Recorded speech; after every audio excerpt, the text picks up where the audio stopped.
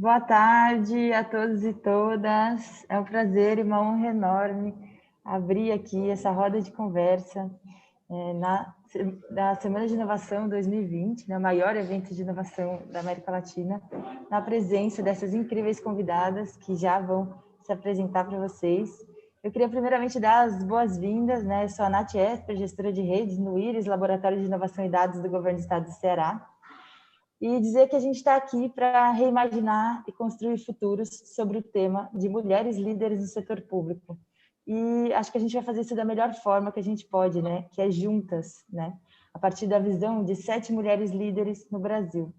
Eu agradeço a presença, então, de todos aqui na nossa roda de conversa, das nossas participantes. Peço para que continuem se apresentando aqui no chat do Zoom. Está incrível, todos os lugares do Brasil super representados, Brasília, Goiânia, Campinas, São Luís, no Maranhão. Continuem se apresentando com o nome, com a instituição, com o estado de vocês, para a gente se conhecer, tá bom? Para começar, então, pessoal, para a gente aquecer os motores, eu queria pedir alguns minutinhos de vocês para a gente fazer uma pequena atividade. Eu vou compartilhar a tela aqui com vocês e a Simone vai enviar um link para vocês responderem no menti.com para a gente conhecer um pouco mais de quem somos nós que estamos aqui. Eu já estou compartilhando a tela, mas se alguém puder só confirmar que foi, alguém pode só falar para mim se está tudo ok? Ai, que bacana. Então é o seguinte, vocês podem acessar esse nosso aquecimento rápido através do menti.com, digitando esse código 6905561, ou aqui pela tela, pelo QR Code, apontando a câmera do celular para esse código, essa imagem, ou pelo link, clicando diretamente, que a Simone enviou no chat para vocês, tá? Então, esse é o momento para a gente saber quem somos nós que estamos aqui nesse momento dessa roda de conversa, tá? E aí eu já estou vendo que tem pessoas clicando no coração. Conforme vocês forem respondendo as perguntinhas, vocês vão indicando no coração, por favor, e aí vai ficando dessa forma como está aparecendo, igual no Instagram, né? Chuva de likes. Vamos lá. Na primeira pergunta, a gente quer saber como que vocês se identificam, né? Nós que estamos aqui.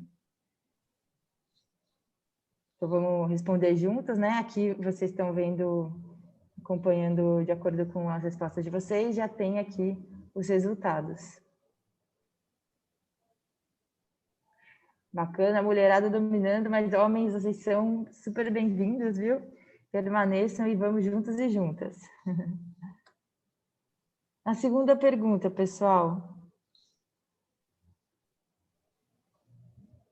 Legal, sobre qual que é a nossa etnia, a nossa raça, como que a gente está representado em relação a isso.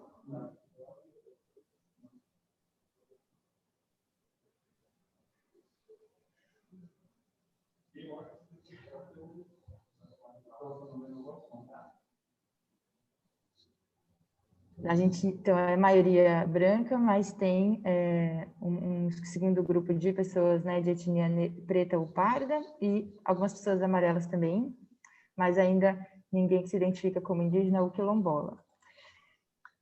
Bom, na terceira pergunta, pessoal, vamos ver aí o que vocês estão dizendo em relação a se exercem algum cargo de liderança.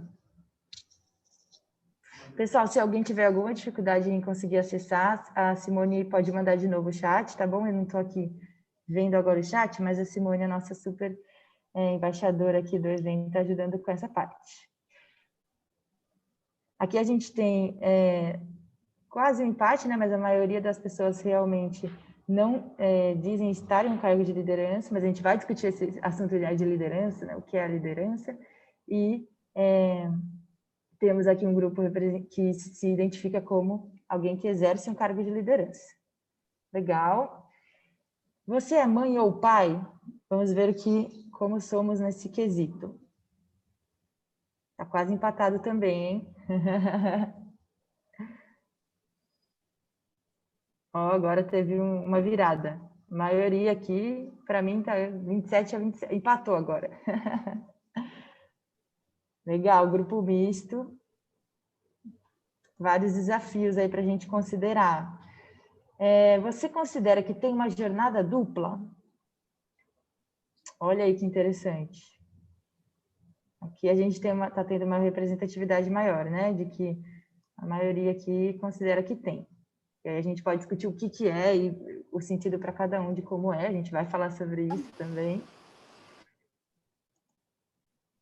E por fim, pessoal, o que você espera de mulheres em cargos de gestão? Aqui ainda não atualizou para mim.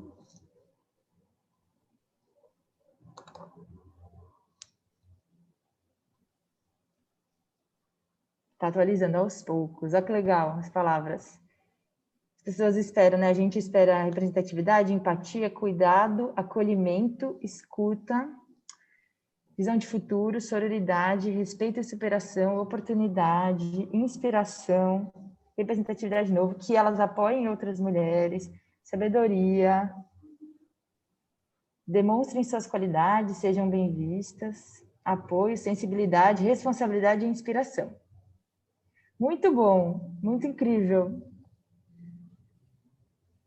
Ótimo, a gente vai conseguir falar mais um pouco sobre isso. Então, agora que a gente já aqueceu os motores, que a gente já está super inspirados e inspiradas aqui pelas respostas de vocês, eu vou parar aqui de compartilhar a tela, para a gente dar início e essas mulheres incríveis se apresentarem aqui. Eu vou começar fazendo minha audiodescrição, que é uma das boas práticas de acessibilidade que a gente adota. Então, eu tenho a pele branca, estou com uma máscara branca, eu tenho cabelos castanhos, e atrás de mim tem umas paredes de vidro, alguns post-its lá no fundo, e umas janelas de vidro também. Minha camiseta é regata vermelha, e eu sou a Natália Esper, gestora de redes no IRIS, Laboratório de Inovação e Dados do Governo do Estado do Ceará.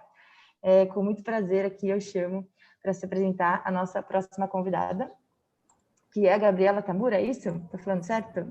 Sim, tudo bom, pessoal? Boa tarde. Bom, eu estou com uma camisa florida, em tons rosa, tenho um cabelo curto castanho claro, uma pele morena. Eu estou num espaço físico que é o Centro de Inovação aqui de Florianópolis. Estou sem máscara, que é um ambiente aberto e com poucas pessoas longe de mim.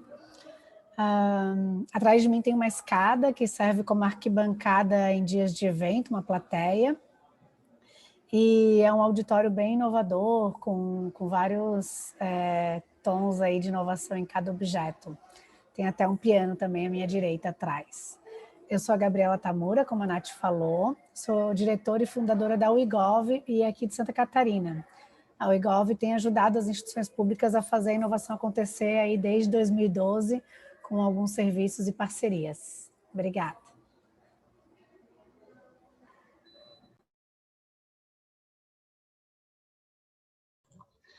Obrigada, Gabi. Agora eu convido a Luana Faria, do Labora. Oi, pessoal. Eu sou Luana, sou servidora pública federal em atuação no LaboraGov, que é o Laboratório de Gestão Inovadora de Pessoas, na SGP, que é a Secretaria de Gestão e Desempenho de Pessoal no Ministério da Economia. Aqui eu sou branca, tenho cabelo ruivo, estou no quarto do meu filho mais velho, porque o escritório está em reforma. E aqui atrás de mim tem um flipchart com algumas palavras que eu usei para me inspirar para a nossa conversa de hoje. Vou passar a bola para a Nara. Obrigada, Luana. Boa tarde, eu sou Nara Calimã, eu sou branca, estou sem máscara, estou aqui na sala de casa, onde às vezes o meu home office. Atrás de mim tem uma parede branca, um painel com uns post-its de planejamento de algumas ações. E vocês estão me ouvindo? Sim. Ok. E tem também o meu brasileirinho, meu pé de jabuticaba, que eu adoro, que eu sou apaixonada. E eu sou servidora pública estadual, especialista em políticas públicas e gestão governamental, e sou gerente de inovação na gestão no LabGES, Laboratório de Inovação de Governo, no Governo do Estado do Espírito Santo, Secretaria de Gestão e Recursos Humanos. É isso.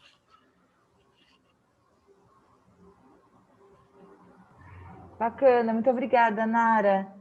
Silvana, não sei se a Silvana já consegue nos ouvir. Consigo. Ai, que bacana. Ótimo, então se apresente aí brevemente.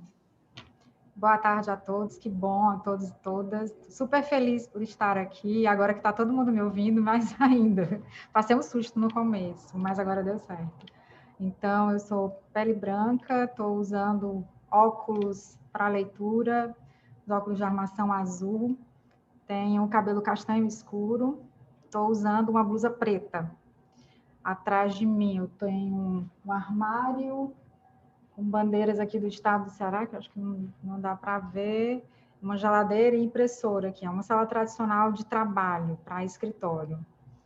Eu sou casada, e sou mãe do Pedro Igor, sou psicóloga, servidora pública, atuo na área de gestão de pessoas aqui na Secretaria do Planejamento e Gestão do Estado do Ceará.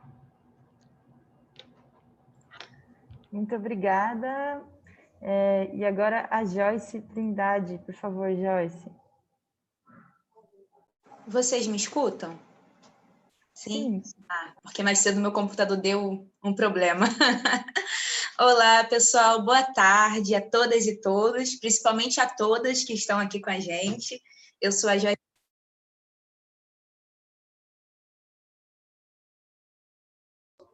Joyce, agora a gente parou de te ouvir. Tá, enquanto você retoma aí, sem problemas, né? Acontecem entrevistas, eu vou explicando aqui para vocês como que a gente vai funcionar. Ô, Nath, só faltou eu. Ai, perdão. Temos duas Luanas. Bora, Isso. Lu. A Luana me pulou, acho que ela leu o nome dela lá, achou que era ela. A gente tem a sorte de ter Eu sou a Luana. Não tem problema. Eu sou a Luana Weistorff, eu sou de pele clara, cabelos loiros, eu estou usando uma blusa branca. Eu estou na sala da minha casa, atrás de mim tem um quadro que é um mapa mundi. Eu sou Luana Weistorff, eu trabalho no governo de Santa Catarina, eu atuo no Unidos, Laboratório de Inovação, eu coordeno ele atualmente, e também eu estou como gerente de inovação e governo na Secretaria de Estado da Administração.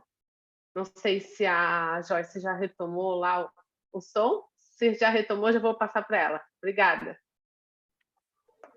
Oi, vê se me escutam agora. Vou entrar aqui pelo celular e pelo computador, gente. Escutamos. Maravilha. Então, eu sou a Joyce Trindade, sou uma mulher negra, cabelo cacheado, volumoso. Atrás de mim tem uma parede branca com um quadro.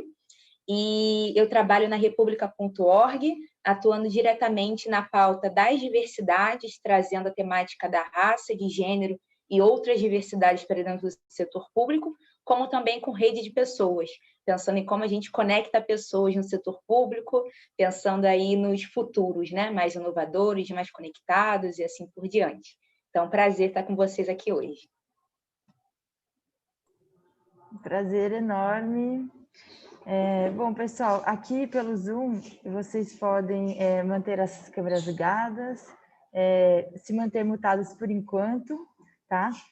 E escrevendo as perguntas e comentários no chat, tá?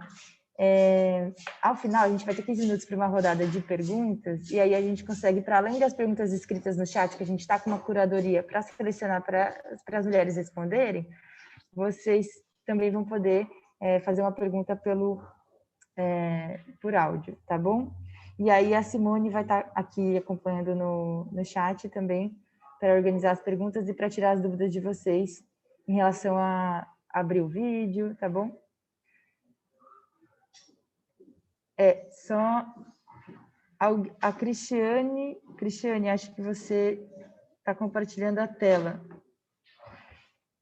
E aí a gente... Isso, continua por aqui. Como que a gente vai funcionar aqui na nossa roda de conversa, pessoal? A gente vai ter 3 rodadas, em que em cada uma delas, algumas dessas mulheres aqui, essas incríveis, né, mulheres conosco, vão responder, elas vão ter 5 minutos para responder cada uma dessas perguntas, e ao final a gente entra nas perguntas que vocês vão ter mandado aqui no chat, e possivelmente fazer perguntas também via áudio. Então, eu vou começar.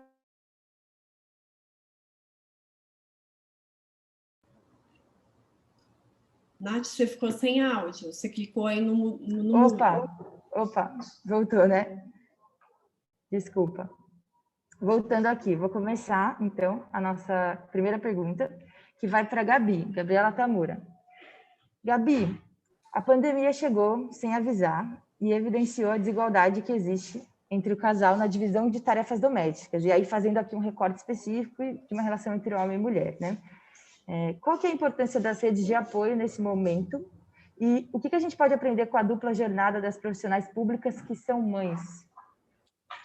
Legal, Nath. Eu acho que aqui é a pergunta que não quer calar. Acho que todo mundo começou, todas as mulheres e casais começaram a quarentena com essa questão que já estava a ser resolvida há muitos anos. Eu acho que na pandemia intensificou, como tu bem disse no início da pergunta, né?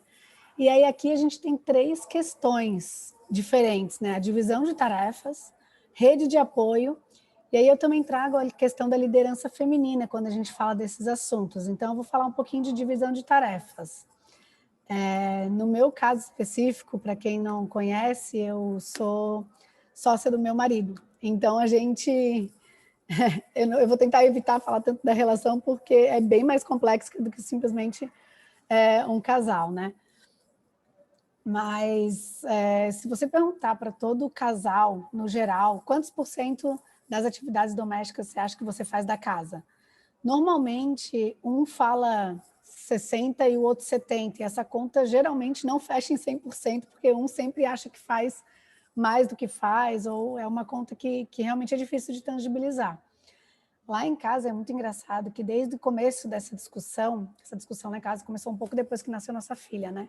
Que aí começou a ficar mais difícil conciliar tudo. E logo no começo da discussão, meu marido sempre disse, não, eu faço 20% e você faz 80%. E isso era bem tangível e fácil de ver que eu fazia muito mais. Mas nós dois, foi muito difícil para a gente chegar a uma igualdade, mesmo sabendo que eu fazia mais, mesmo ele estando disposto a fazer mais, tem muitas barreiras que a gente precisa enfrentar para conseguir, de fato, atingir essa igualdade nas tarefas domésticas. E aí, nessa divisão de tarefa, eu não falo só também de tarefa doméstica, a gente pode trazer responsabilidade doméstica como um todo, que aí engloba mais do que as atividades rotineiras de cuidado com a casa. Tem o cuidado com o filho, cuidado com o gerenciamento de alimentos, cuidado com a forma como a gente se relaciona com a família, com outros casais. Então, é uma série de atividades que, por não ser tão visíveis, né, a olho nu, digamos assim, acaba por cultura, por várias coisas, sobrecarregando as mulheres, né?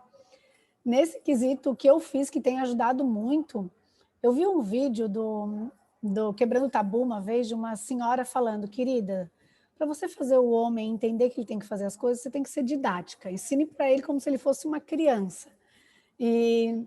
E eu peguei esse exemplo e também esse livro aqui o método Fair Play, que é uma mulher que criou uma sistematização de atividades. Ela listou todas as atividades do lar para serem feitas e começou a deixar visível pela casa.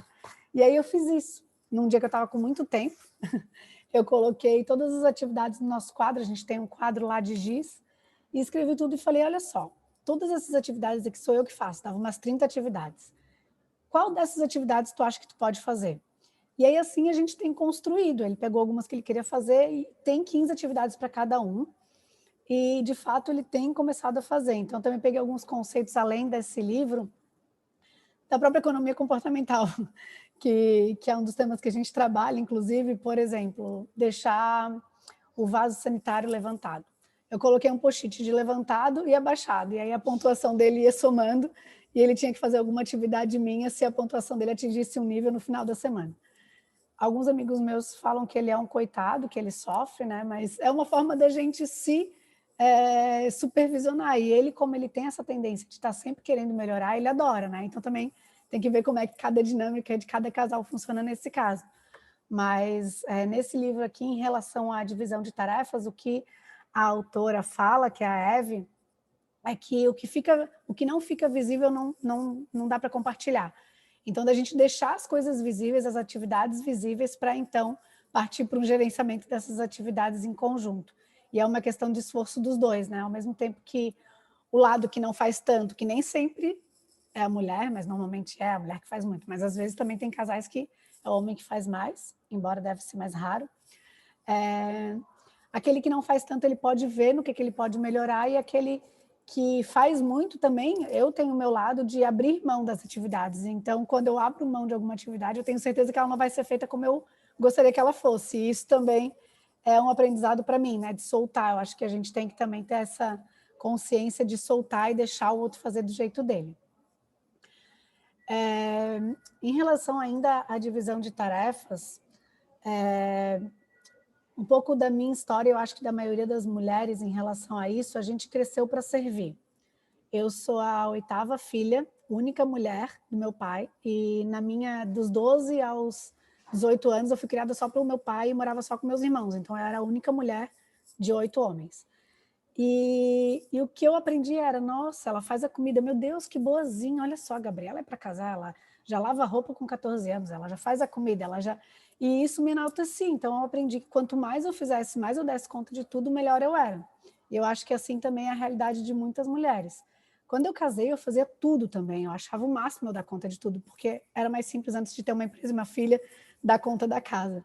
E aí, à medida que as responsabilidades começaram a aumentar, que eu vi, quando a Laurinha tinha 1 ano, que eu ainda amamentava e estava naquela loucura de voltar a trabalhar, eu fiquei louca com tanta coisa para fazer e resolvi dividir as atividades. Então, também é saber que servir o outro não é necessariamente uma obrigação da mulher, né? Já deu os meus 5 minutos. Gente, tá bom. Credo. Tá, vou falar rapidamente sobre rede de apoio, que é muito importante também. Então, toda família precisa de uma rede de apoio, né? E aqui vale dizer que o marido não é uma rede de apoio.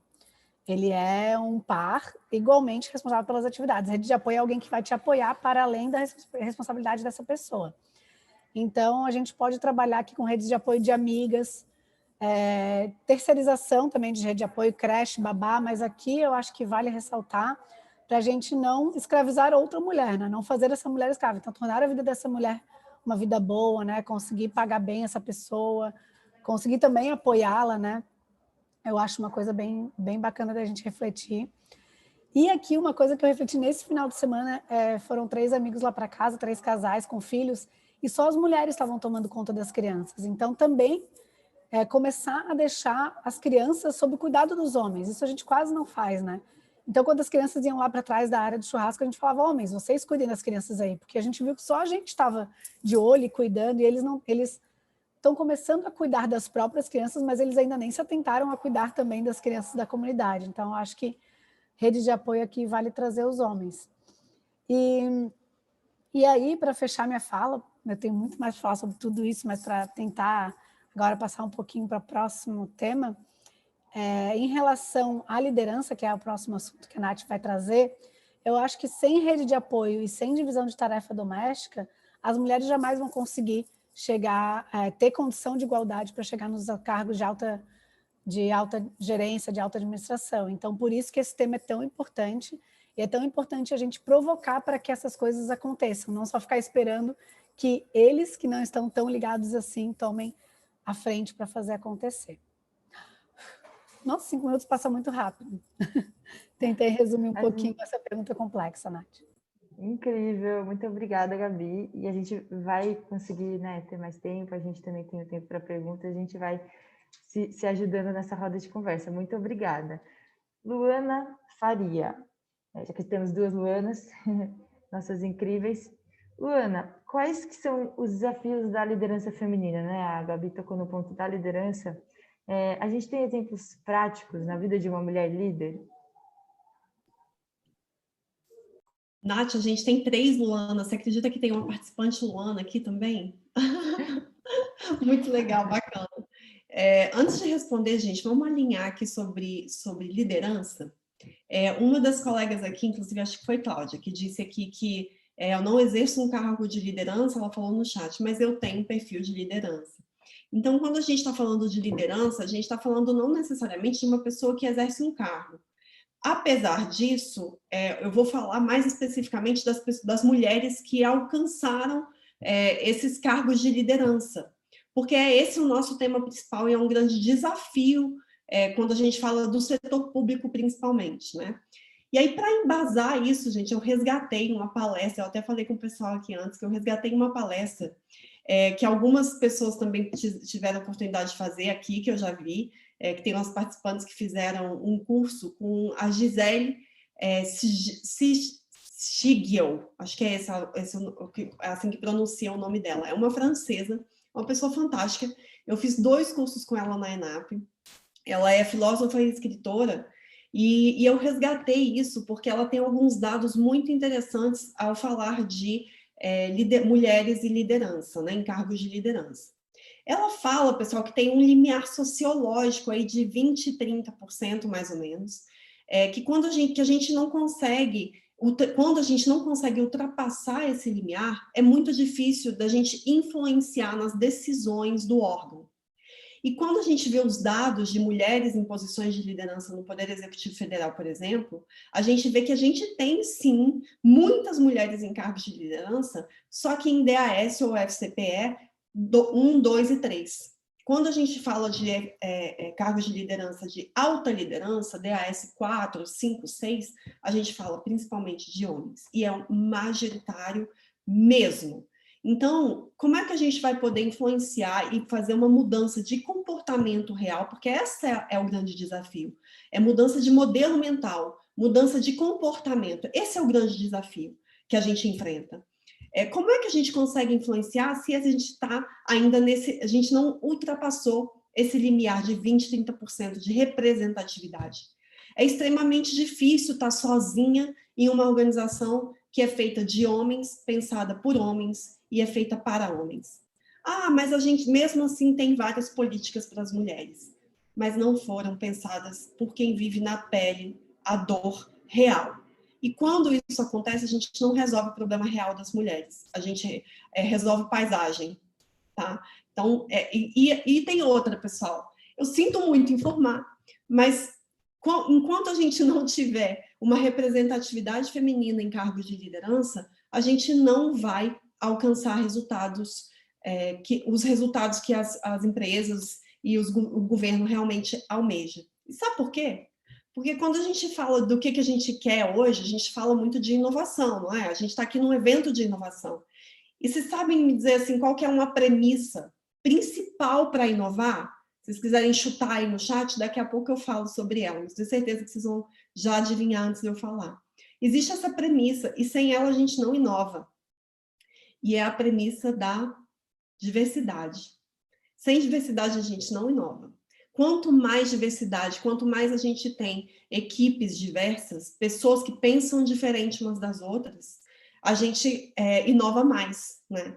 Então, sem isso a gente não vai conseguir. Então, não é uma questão meramente de discussão numa roda de conversa. É uma discussão política. A gente precisa politizar isso mesmo.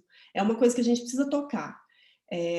E também, gente, é só quando a gente se torna visível, né? Quando mulheres estão em cargos de liderança e tornam visível essas pautas em espaços políticos, em posições de liderança, é que a gente tem um valor. O nosso valor é visto. Só que, historicamente, a gente não tem esse espaço como algo natural. E aí, sabe o que acontece? Quando a gente fala de colaboração, eu vi que vocês responderam aqui, quando a gente fez a pergunta no Mentimeter, vários de vocês responderam assim, a gente quer falar sobre colaboração, sobre rede de apoio, né? E é isso mesmo, a gente precisa realmente tornar isso uma questão colaborativa. Mas isso não é natural para a gente. Natural que eu digo historicamente, tá? Historicamente. A gente construiu de uma forma diferente, né? Só que tudo que foi construído pode ser desconstruído, e essa é a minha esperança. Vamos desconstruir aquele discurso de que trabalhar com mulher é mais difícil, né? As mulheres competem muito entre si e são invejosas, as mulheres são tagarelas, né? Ela está assim porque ela está de TPM. Então, vamos desconstruir esse discurso, né? Para que a gente consiga dar visibilidade às nossas pautas, mas sem tornar esse tipo de discurso parte da nossa rotina. Porque o que acontece é que muitas vezes a gente chega em cargos de liderança, mas a gente simplesmente se adapta ao modelo padrão de liderança que é masculino. Isso é um grande desafio, né? A Gisele, a professora Gisele, ela fala muito sobre isso, né? Essa questão da adaptação quando a gente chega a cargos de liderança. E aí, gente, a Nath me perguntou, né, sobre algumas estratégias, né? Quais são as estratégias aí para que a gente lide com isso, né? Quando a gente chega em cargos de liderança, por exemplo, né? Além de desconstruir esse discurso que foi aprendido e que não tem sentido nenhum, a ideia é que a gente pare de se justificar tanto. Porque vocês sabem, vocês já passaram por isso, né? Quando a gente erra, parece que o nosso erro, ele se engrandece. Ele não é a mesma coisa quando um homem erra. Então, às vezes, uma mulher erra, por exemplo, aquilo vira uma coisa gigante, né? É porque ela está se separando, é por isso que ela está assim, né? É porque o filho dela está dando muito trabalho, é porque ela não aguentou o tranco, né? Mas os homens erram e faz parte. E a gente fica se justificando, né? Eu lembro uma vez, contar uma historinha rápida para vocês, né? A gente estava numa reunião de líderes e uma das mulheres, que exercia um cargo, inclusive, mais alto do que a grande maioria dos homens que estavam ali, se levantou e super morrendo de vergonha, se justificando, porque ela tinha que buscar o filho dela um pouco mais cedo. Não me lembro exatamente por quê, mas ela tinha que sair mais cedo para buscar o filho dela. E ela se desculpou e justificou, e gastou pelo menos 5 minutos se justificando. E eu pensei, naquela hora, eu pensei, cara, um homem levanta e sai, não se justifica. Ele levanta e sai. A gente se justifica bastante, né? Porque a gente se acostumou a se justificar, né? A gente precisa, meio que assim, eu estou nesse cargo de liderança, agora eu vou trabalhar o dobro para mostrar. E a gente não precisa mesmo, a gente não precisa assumir algo que a gente não precisa, a gente tem, como mulheres, se a gente está em cargo de liderança, a gente assume a responsabilidade daquele cargo, né? A gente não precisa assumir a responsabilidade de todo mundo e trabalhar o dobro. Outra historinha rápida para vocês, tá? Eu era a única mulher no Ministério da Saúde uma época exercendo cargo de liderança e a gente estava numa reunião. E sempre aquelas reuniões que não chegavam a nada. E aí eu percebi que depois, tinha 1 ou 2 dias específicos que o pessoal, depois da reunião, saía para o pôquer. Tinha o dia do pôquer. E era quando rolava esse pôquer é que as decisões estratégicas eram tomadas, tá? Eu não estava nesse ambiente. Só que eu me enfiei nesse ambiente, entendeu? Eu já gostava de pôquer, Me enfiei lá, falei, então, também jogo pôquer, vamos nessa, me chama aí que eu vou.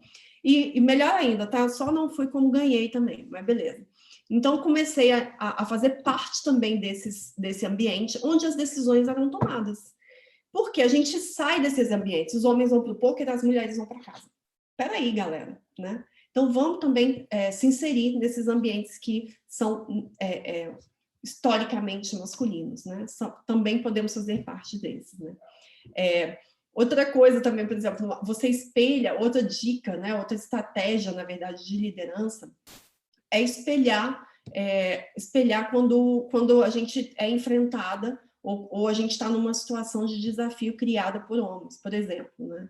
Estava numa reunião, eu cheguei um pouquinho atrasada para essa reunião e não consegui me apresentar. Então, eu cheguei e sentei, era uma reunião, só tinha homens, eram 6, 7 homens na sala, e eu sentei, e como era uma pauta, eu tinha acabado de chegar nessa área, era uma pauta que eu não sabia muito sobre ela. Eu resolvi não argumentar, e fiquei mais anotando, ouvindo, do que falando durante essa reunião. Assim como eu, outros homens também ficaram calados, tá? Eram dois ou três que estavam conversando. Mas ao final dessa reunião, que a gente estava com uma visita, era uma galera de outra área que estava nessa reunião com a gente, o cara levantou e deu o cartão dele para todo mundo, menos para mim. E ficou muito evidente, na hora, ficou aquele constrangimento na sala. E na hora, caiu a ficha. Ele acha que eu sou a secretária fazendo a pauta, né? E eu evidenciei isso. Ao invés de ficar calada, eu evidenciei isso, né? E eu falei, entendi. Você acha que eu sou secretária, né? E eu estou fazendo a ata. Eu falei na hora, né? Então, a gente espelha aquilo ali para a pessoa, porque não sou eu que tenho que ficar constrangida. Mesmo porque não teria problema nenhum de ser a secretária fazendo a ata. O problema foi ele ter entendido que eu era a secretária fazendo a ata porque eu era uma mulher. Então, eu coloquei o problema dele na mesa, porque esse não é um preconceito meu, é dele. E o espelho serve muito para isso. E a gente não precisa ser agressiva. A gente pode, inclusive, utilizar nosso lado cômico para fazer isso, né? Então, a gente pode utilizar, deve utilizar algumas estratégias, e perguntar, inclusive, por quê, né? Por que você não me entregou seu cartão? Dá uma de besta, assim, vê o que ele responde, coloca na parede, né? Essa eu devia ter feito também. Mas a gente pode deve fazer essas coisas, né? Quando a gente está em papéis de liderança, a gente passa por umas, né? Gente, acho que já deu uns 5 minutos, né, Nath? É muito rápido mesmo. É rápido, mas ótimo. Incrível, Lu. Muito obrigada, muitas dicas ótimas, muitas estratégias incríveis. E eu passo de uma Luana para outra Luana, agora indo diretamente lá para Santa Catarina. Para a Luana vai. Lu, minha pergunta para você é a seguinte: vocês todas aqui, a gente agora entrando na segunda rodada de perguntas, né? Vocês todas aqui lideram laboratórios de inovação ou estão, de alguma maneira, promovendo a inovação no setor público, seja via empresa parceira de governos, como a UIGOV, ou através da inovação na gestão de pessoas, como República, como, no caso da Silvana, aqui na Secretaria de Planejamento do Governo do Estado do Ceará.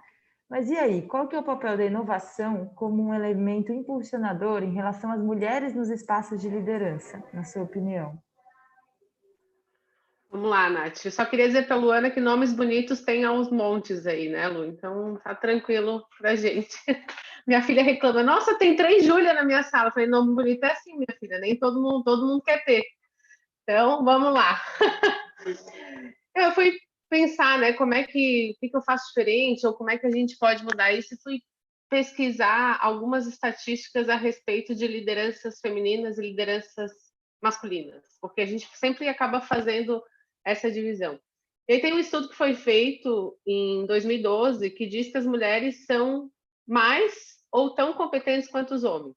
Em 2019, eles refizeram essa pesquisa e deu a mesma coisa, e as mulheres foram mais eficientes, mas dessa vez em 84% dos critérios que eles fizeram. Essa pesquisa foi feita pela consultoria de Zenker e Folkman. E aí, por que eu fiquei pensando isso, né? Mas por que isso? Por que acontece isso? Por que a gente nós nos destacamos, né? Acho que a nossa capacidade de tomar a iniciativa, que era aquilo que a Gabi falou no início, né? Por que as mulheres estavam cuidando de todas as crianças ali? Porque a gente tinha que cuidar, ou ninguém cuida, né? Ou as crianças vão sumir, sair correndo pela porta e ninguém vai ver. Então, a gente está num ambiente de trabalho, a gente vê alguma coisa errada, a gente vai lá e toma a iniciativa. A gente sempre atua com resiliência, sempre. A gente não desiste enquanto a gente não conseguir aquilo que a gente tinha programado, ou aquela tarefa que a gente queria fazer, ou enquanto a criança não está pronta para sair no horário que a gente tem que sair, né? Tudo organizado. O homem está levando. A gente investe na nossa carreira, no nosso autodesenvolvimento, a gente vai para academia, mesmo sem tempo, a gente vai para a academia, a gente lê um livro, a gente vai fazer aquela tarefa que não dá, a gente consegue tempo para tudo. E outra, acho que a gente é muito mais honesta, não quero aqui dizer em relação aos homens, mas eu sinto que as mulheres são muito mais transparentes, talvez, íntegras naquilo que elas se propõem e naquilo que elas fazem.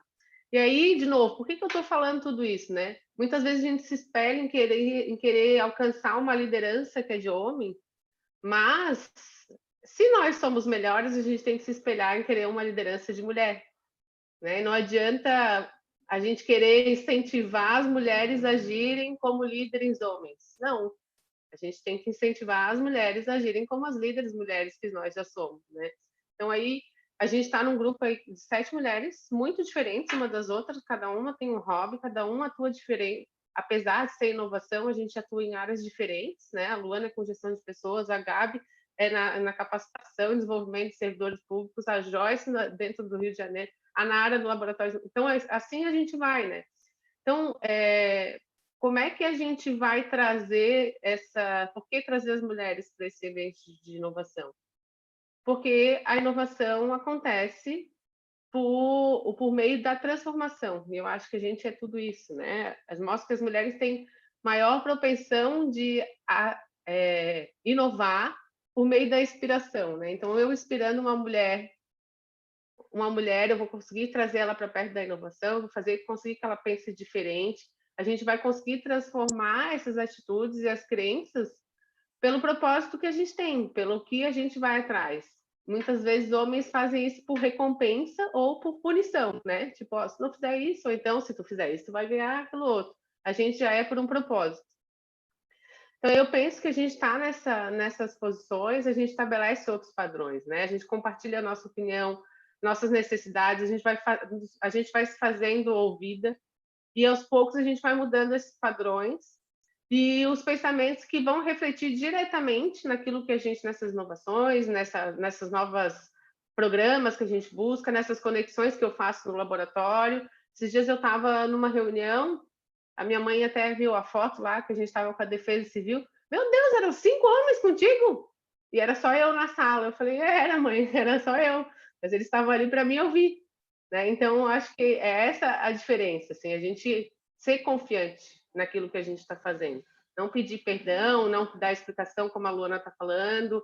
Hoje o meu horário é tal horário. Se eu tenho que buscar minha filha, se eu tenho trocentas outras coisas para fazer, a gente não tem que ficar se justificando. Né? Então, a gente, colocando aqui para falar, a gente vai dizendo que para as outras é possível também, a gente precisa confiar, e confiem e se inspirem em mulheres líderes, né? Porque a gente é 84% mais eficiente que eles.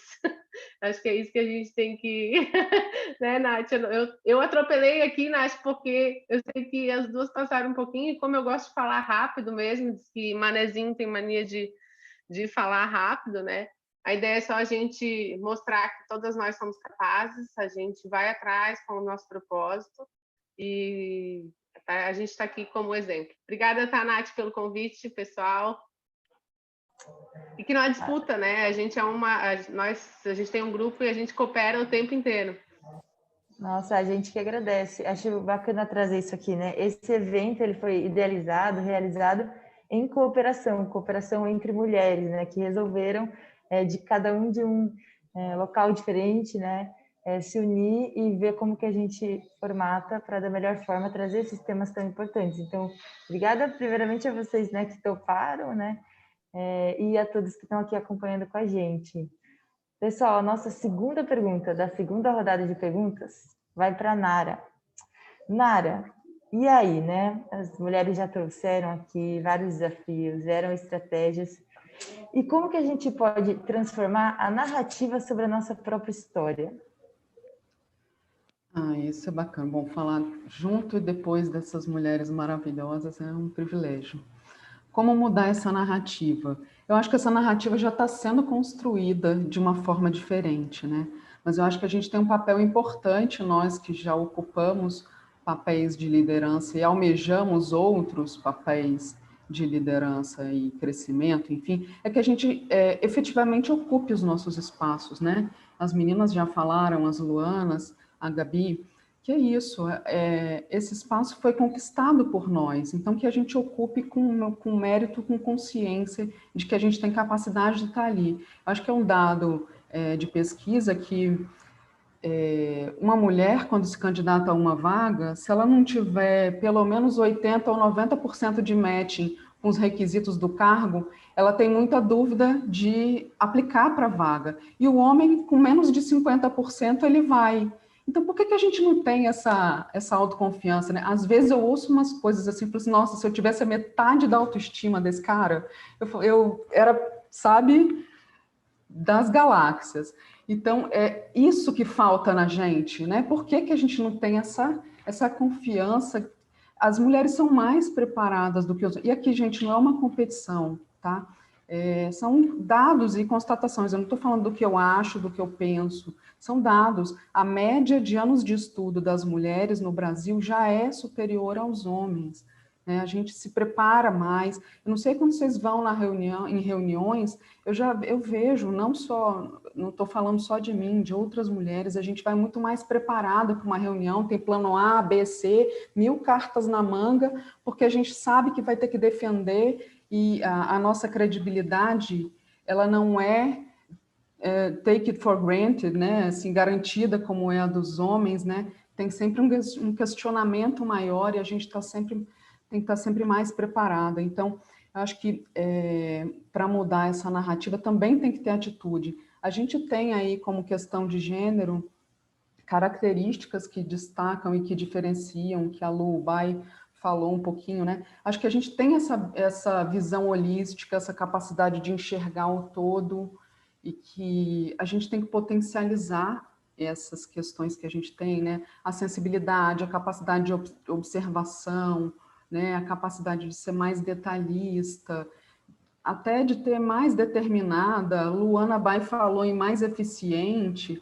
Então, assim, potencializar essas questões que são características femininas e que nos trouxeram até aqui, potencializar, mas não deixar que a nossa síndrome de impostora detone o que a gente, né, construiu com tanta garra e não deixar que a gente tenha que ficar se justificando e explicando o que as meninas aí já falaram, né? Eu acho que a rede de mulheres ela é essencial, para além de rede de apoio, não só no sentido de toda a carga de trabalho em casa ou a carga nas questões familiares, mas redes de apoio profissionais mesmo, sabe? Como mentorias, como eu me inspiro em outras mulheres, eu busco no que elas se destacam, onde foram as dificuldades, quais foram os caminhos, né? Que a gente faça mais isso e que a gente também tenha essa palavra tão da moda, que é a sororidade, né? De fortalecer e apoiar outras mulheres,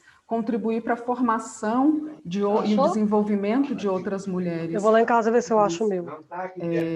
Tem alguém com áudio aberto aí. E trazer à luz outras mulheres quando a gente está num cenário. A gente tem aqui no LabGES um programa de trainees em gestão pública, são jovens fantásticos, a Nath e outros aí pelo Brasil inteiro. A gente não tem, e no serviço público é difícil até você, na hora de selecionar, né? Mas a gente tem uma espécie de cota de gênero, cota de diversidade. Então, essas preocupações também são importantes para mudar essa narrativa, né? Para contribuir. E na narrativa, a gente que ocupa espaços e outras mulheres, para a gente aqui, por exemplo, no Espírito Santo, tem uma vice-governadora mulher, e negra e periférica. Isso para a gente é fantástico. E ela usa no bom sentido, isso para fazer um grande programa de agenda mulher, de desenvolvimento e empreendedorismo feminino. Então, que a gente use os nossos espaços para por que não para essa bandeira, para essa luta, para essas conquistas, e que não é disputa, gente, é uma busca por respeito, onde a gente ocupa os nossos espaços, né, para dentro e para fora da gente. E para vocês, homens, que também é importante que ajudem a gente a mudar essa narrativa, né, que ouçam, que observem e que estudem isso, que leiam sobre isso, que escutem mulheres, que vejam discussões, que discutam em rodas de amigos, em rodas de colegas, que a gente traga esse tema para o trabalho. A gente tem eventos no laboratório, já fizemos 2 ou 3 discussões sobre questões de gênero. É importante discutir para a inovação. A gente já falou aqui da importância da diversidade, como a mulher e o homem têm perspectivas diferentes, de visões diferentes, e como isso agrega na que a gente chama de biodiversidade aí para a gente ter. Inovação precisa de ideias, não só, mas precisa de ideias, e boas ideias dependem de cenários díspares e diversos. Então, é fundamental que a gente faça isso. Então, para além de pregar para convertidas, que a gente traga os homens como parceiros nessa discussão para repensar isso, né? Inclusive, e aí puxaria a masculinidade nesse momento, mas não é a questão, mas eu acho que serem parceiros e discutirem isso com a gente na perspectiva da equidade, não da igualdade, que a gente não é igual, mas da equidade de oportunidades, de respeito e de tratamento. Eu contar só uma historinha, não sei nem como é que está esse tempo, mas é bem rápido. 15 anos atrás, eu passei por uma situação, quando eu era consultora, numa prefeitura, e assim, foi muito marcante na minha carreira, que eu estava com o prefeito apresentando um projeto a pedido dele, e ele não ouvia nada do que eu estava falando, não prestava atenção. Aqui você, aí sei lá, de 5 em 5 minutos, era, você é isso, você é aquilo. Aí eu falei, é uma sensação horrível, e eu só me calei. Aliás, eu falei, eu gostaria que você prestasse atenção, que a gente discutisse, o que você está achando da proposta, enfim. Fiz algumas tentativas e chegou no fim, eu falei, joga a toalha e dá a reunião por encerrada, e legal, prazer, sucesso, porque não ouviu nada do que eu disse. Liguei para o meu sócio e falei, todo mundo adulto aqui, né? Como você a frase que eu falei é parecida com isso, assim, me deu vontade de pedir se eu falo emprestado, mas como não funciona, cara, atende esse cliente porque não tem condições. Eu acho que hoje eu faria um pouco diferente, e eu vejo nessa geração de mulheres que está entrando na gestão pública e que está no mercado de trabalho, jovens, que é uma galerinha que está muito próximo da gente lá no laboratório, a gente tem 43 trainees, elas vêm diferentes. Elas questionam as questões de assédio, elas não aceitam as questões de assédio tão facilmente. E isso vai precisar acontecer, não só com assédio, mas com outras questões, para que a gente mude essa narrativa e transforme uma relação de mais respeito na sociedade, não só na profissão. Falei demais. Obrigada, gente. A gente que agradece. Muito, muito obrigada, Nara. Bom, agora a pergunta é para Joyce, essa jovem líder que eu sou fã demais, sou fã de todas, né? Mas aqui para a Joyce eu deixo um parabéns, foi aniversário dela semana passada, meu coração está aqui em festa, Joy. E a pergunta aqui para você é a seguinte: a gente tem um evidente desafio, né, de garantir representatividade e de olhar com a devida atenção para as interseccionalidades sobre o que é ser mulher na gestão pública. Então, a gente precisa entender o que os dados nos dizem sobre onde estão as mulheres negras no setor público, né? A gente está em novembro, no mês em que a gente está conseguindo pautar isso, até em parceria, né? E quais que são para você, então, os desafios e as conquistas que você vê que foram marcantes nesses dois aspectos? Maravilha. Vocês me escutam bem? Porque eu estou pelo celular. Sim. Então, pessoal, primeiramente, novamente um prazer estar ouvindo tantas mulheres incríveis aqui, né? Ouvindo tantas histórias, compartilhamentos de ideias. E você vê que em todos os momentos nossas ideias se encontram, né? Por conta disso, que somos mulheres e mulheres vivenciam muitas coisas similares, né? Mas aqui eu trago muito minha fala para a gente compartilhar um pouco mais dessa diferenciação do que é ser mulher, né? Aqui a gente tem uma mesa composta por várias mulheres, entretanto, só uma mulher negra, e isso faz parte do processo atual do qual vivemos, infelizmente. Ainda temos uma desigualdade racial muito grande, inclusive, principalmente no setor público. Então, a gente diferenciar quem são as mulheres, onde estão, né? Quais as suas composições, é fundamental, em qualquer momento. E aqui eu falo de mulheres negras, mulheres trans, mulheres bissexuais, mulheres lésbicas, mulheres com deficiência, enfim. Então, a gente pautar as interseccionalidades, tanto para a gente nos entender enquanto mulher, mas também para a gente entender o que é política pública e como planejar as políticas públicas, isso é fundamental, né? O termo das interseccionalidades, que foi cunhado alguns anos atrás, e que, para mim, é fundamental para a gente começar a pensar um país de futuro, começar a pensar uma gestão pública de futuro, é a gente conectar justamente essas diferenças, essas opressões, principalmente da gente falando de um país como o Brasil, que a desigualdade social está completamente atrelada a gênero, a raça, enfim, a tantas outras questões, né? Então, a gente pautar a interseccionalidade é fundamental em tudo. E a grande pergunta é, o que é isso, Joyce? Essa palavra é gigante, difícil de se escrever, né? Que realmente é uma palavra difícil de escrever. E esse termo, né, nada mais é do que a gente juntar, né, os termos como gênero, raça e classe, conectar tudo isso e começar a pensar diferente. Começar a sair dessas caixinhas, né? Que é uma coisa que eu sempre falo muito, que ainda no setor público, né? E eu estou aqui falando com o pessoal que pauta inovação, e a gente sabe muito bem disso, no setor público ainda, infelizmente, muitos serviços são pensados em caixinhas, né? Pensado no eixo de tal área, pensado no eixo da seguinte área, etc. E a gente precisa começar a parar de desenvolver esse tipo de pensamento e conectar um pouco mais esses cruzamentos de dados, esses cruzamentos de informações e os cruzamentos das opressões, né? Do qual somos afligidos. Então, a gente nos entender enquanto seres diferentes, mas seres complementares, isso é fundamental, né? Principalmente nós, mulheres, já que precisamos cada vez mais nos unir para juntar forças para começar a fazer transformações, né? E aí a Nath perguntou para mim sobre dados, né? Onde estão as mulheres negras no serviço público? Quem são? Para onde vão? Isso é um dado completamente difícil de responder aqui para vocês, senão estaria tirando da minha cabeça, tá? Porque, de fato, existe um apagão de dados no setor público sobre raça, né? E muito também sobre gênero, só que gênero a gente consegue ter um pouco mais de informação. Mas só que sobre raça existe um grande apagão, né? A gente não sabe onde estão, a gente não sabe quem são efetivamente, e isso é um grande problema, porque mulheres negras, né, é o principal grupo demográfico do Brasil. Mulheres negras representam 26% da população brasileira. E por que elas não estão nos postos de liderança? Por que não tem mais governadoras, assim como a Nara comentou com a gente, governadoras negras, mulheres?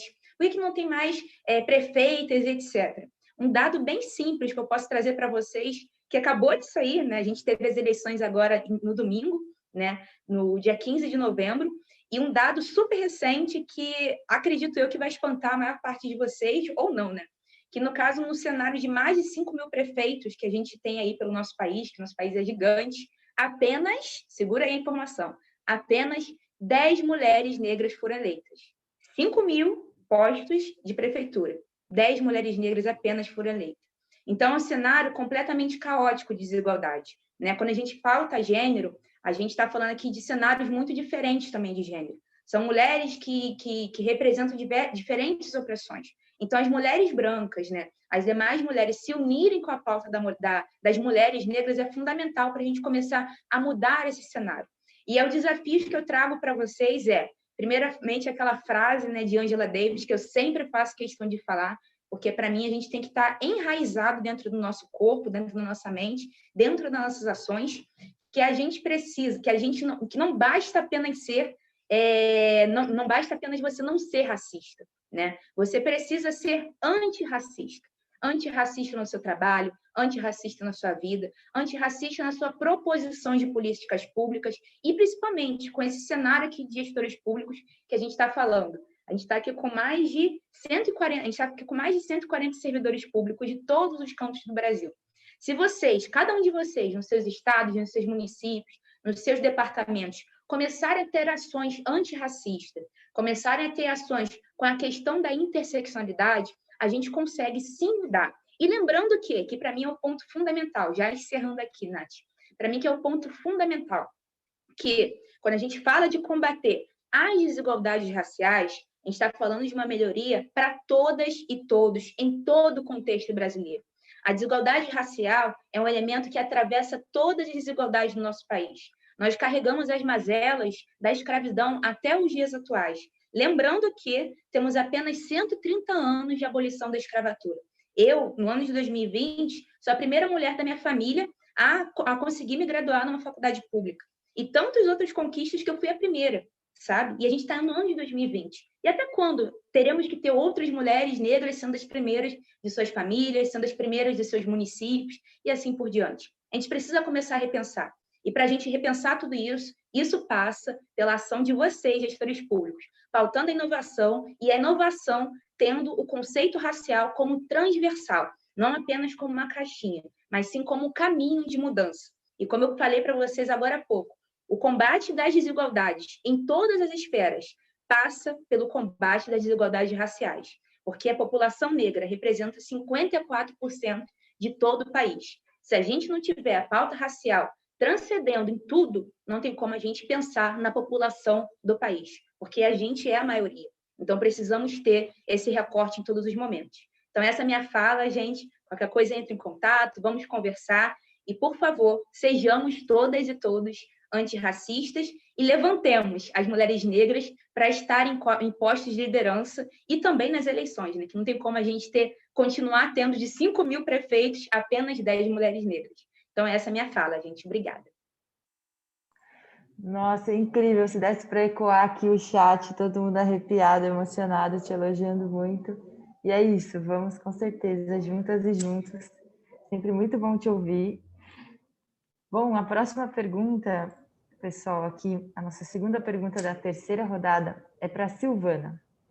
Okay. Silvana, no Brasil, o salário médio de uma funcionária pública é 25% menor que o dos homens. Um levantamento do República.org, com base nos dados da Relação Anual de Informações Sociais de 2018, mostra também que elas são a maioria em todas as faixas salariais, menos em uma, a mais alta. Então, entre os motivos está o chamado teto de vidro, que é a dificuldade de acesso aos cargos mais altos, que pagam mais. No que a gente tem que focar, então, para avançar na pauta de mais equidade e representatividade de mulheres nos cargos de liderança pública, já pegando o gancho na última fala da Joyce? Tá. Nath, vamos ver, então, como é que a gente quebra ou a gente fura, então, esse teto de vidro, tá? Então, como a gente tem aqui um público variado, eu vou só explicar um pouco dessa pesquisa aqui para vocês, tá? Eu acho que a gente está super careca de saber que as vantagens da inclusão e da diversidade para as organizações estão cada vez mais claras, né? Tanto na área pública quanto na área privada, a gente já tem plena consciência disso. No entanto, para a área pública, a remuneração ainda se percebe como uma existência em discriminação de gênero. Desde a Constituição de 88, eu diria para você com muita tranquilidade que desigualdade com relação à representatividade, homens e mulheres, né, na entrada do serviço público e a escolaridade estão sendo superadas. Mas, enfim, o que explica, então, essa diferença de salário, né? Então, de acordo com o que você citou, até mesmo esse estudo do República.org, uma das principais causas é esse teto de vidro, que dificulta, então, as mulheres em plena capacidade, super preparadas para assumir desafios, não consigam, então, alçar aos cargos de maior complexidade. No governo federal, assim, as posições de liderança, especialmente para quem é dos estados, talvez seja importante essa explicação, eles fazem parte de uma tabela de remuneração de cargos comissionados, que são os cargos de direção e assessoramento, os famosos DAS, que vai de 1 a 6, sendo dos menos complexos e menos remunerados, que é do 1, até o 6, que vai dos secretários nacionais, diretores, presidentes de autarquias, enfim. Ocorre o seguinte, gente, para surpresa nossa, do nível até o nível 3, tá? As mulheres estão representando aí 48% aí nessa faixa. Sendo que depois do 4, a presença feminina vai cada vez mais diminuindo. Até que no nível 6, que é esse o mais alto, chegamos a quanto? A 17%. E aí, até como a Luana conversou no comecinho aí das nossas apresentações, é a partir desse nível 4 é que começam, então, os ciclos de tomada de decisão, são exigidos agora novas competências relacionadas à resolução de problemas complexos, enfim, visão estratégica, liderança, dentre outras competências. E algumas mulheres, enfim, rompem, né, esses 17% aí que rompem, e chegam a esses cargos cada vez, posições mais elevadas, e aí elas acabam assumindo o ônus de serem extremamente exemplares para as suas equipes, né, e para os seus pares também. Se sentem extremamente avaliadas em seu desempenho e ficam, às vezes, por essas questões estereotipadas.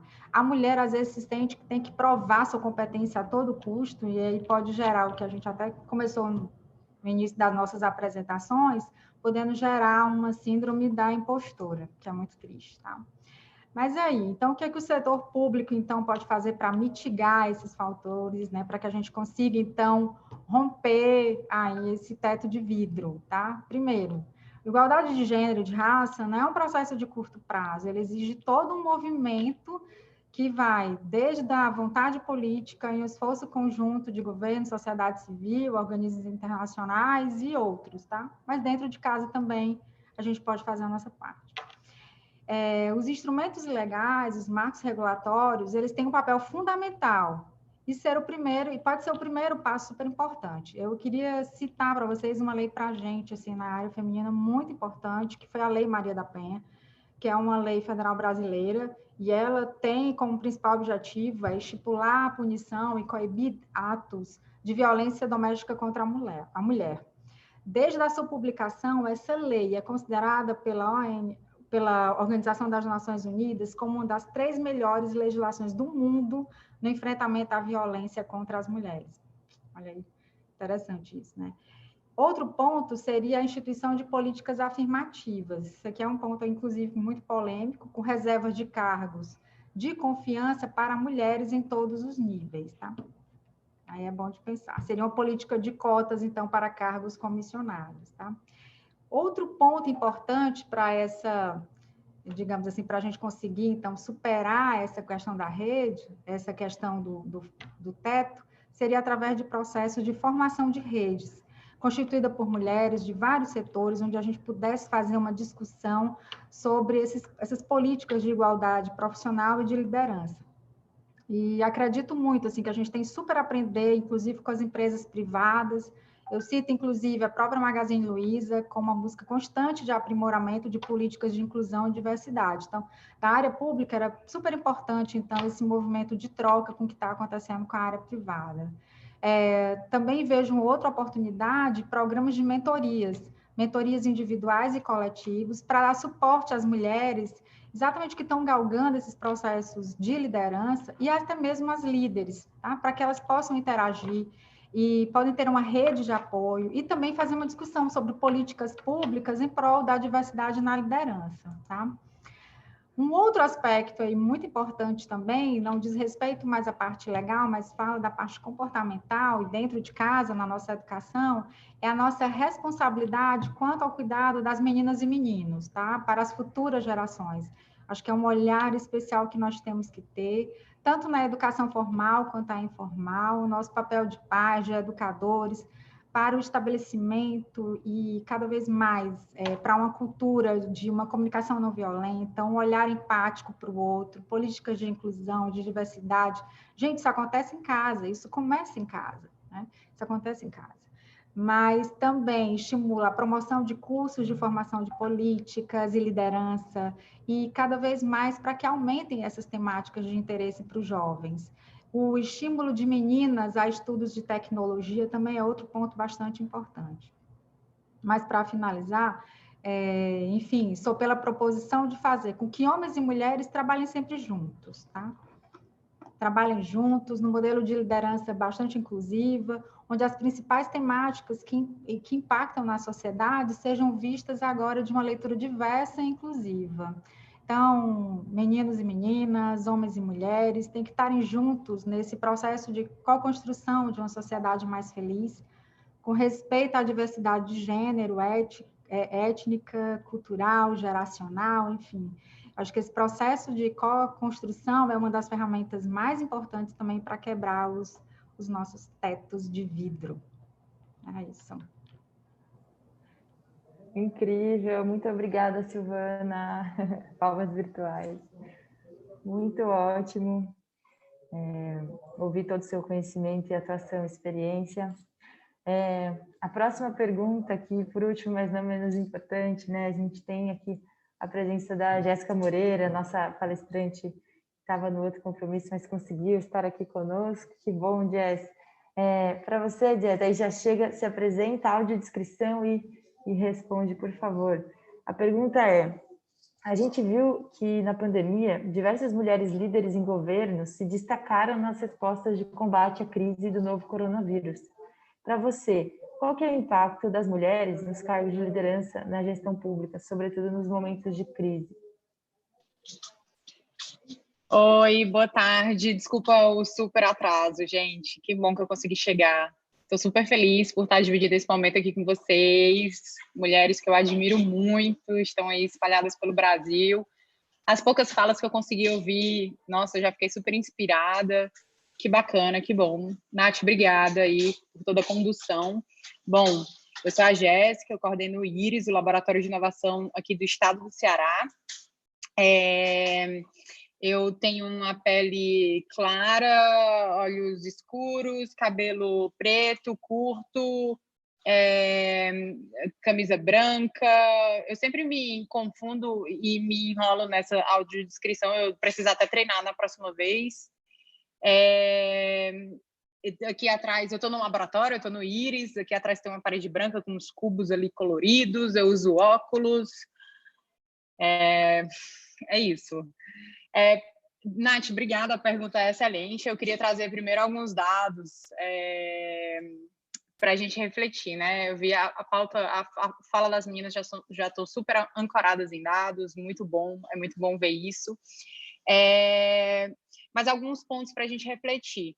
Nos últimos 26 anos, nós tivemos 188 oportunidades de escolher chefes de ministérios, né? 188 ministros foram escolhidos, mas apenas 21 deles foram mulheres. De todos os estados do nosso país, no Poder Executivo atualmente, nós temos apenas 25% são mulheres que estão respondendo essas pastas, né, dessas secretarias. Onde 60%